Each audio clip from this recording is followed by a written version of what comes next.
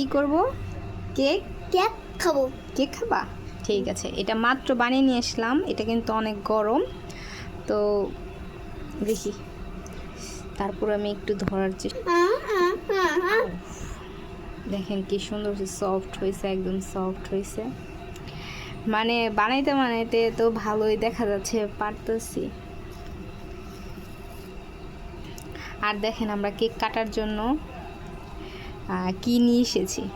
এই যে আমরা কেক কাটার জন্য, মানে ওই যে একটা কথা আছে না, মশা মারার জন্য কামাল নিয়ে আসে, তো ওরকম কেক কাটার জন্য আমরা মানে এটাকে কি বলে, কাঁচি নিয়ে আসছে। যে ঘাস কাটে না, সেই কাঁচি। যদিও এটা দিয়ে মানে ঘাস কাটা হয় না, এটা আমার মা আমার ছেলেকে দিয়েছে, তো এটা দিয়ে আজকে কাজটা চালাবো। দেন গরম ধোঁয়া বের হইতেছে কিন্তু, আর দেন কত সফট হয়েছে।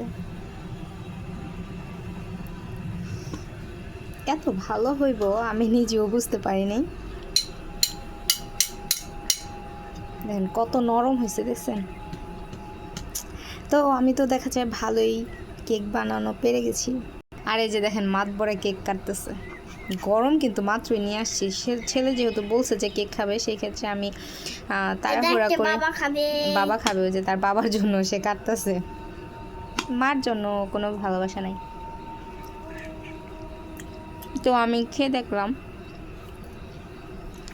অনেক মজা হয়েছে। এখন যদি এটা শুধু ক্রিম দিয়ে একদম তৈরি করা যায়, তাহলে তো আরও সুন্দর লাগবে, খেতে ভালো লাগবে। তো খুব মজা হয়েছে কিন্তু, মানে নিজে বানিয়েছি তা বলে না, সত্যি খুব মজা হয়েছে। যেহেতু অনেক গরম, তাই বাবুকে একটু দিয়ে দেখিতে বাবুর কেমন লাগে। নাও খেয়ে বলো কেমন হয়েছে। একটু গরম, সাবধানে খাইও। ভালো হয়েছে। ভালো হয়েছে? সাত্বিক বলছে যে অনেক ভালো হয়েছে, তার মানে ভালো হয়েছে। তো টাটা, বাই বাই। আমরা কেকটা শেষ করে ফেলে এখন খেয়ে